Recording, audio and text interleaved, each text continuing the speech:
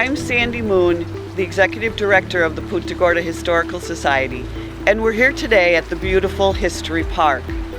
History Park is host to an artisan village supported by 3 other nonprofits, as well as the History Park Sunday Market. Our vision of an artisan village set in a historic backdrop has finally come to fruition. We're proud to have the Peace River Woodturners in the Price House, the Visual Arts Center and their Fiber Arts Group in the Quidnow Hyman House, and the Southwest Florida Potters Guild here in the Trebu Land Sales Office.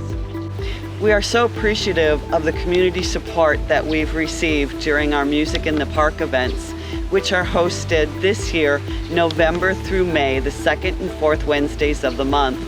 The musicians donate their time, and what we request from the community is that they give us a donation to listen to music from 5 to 7.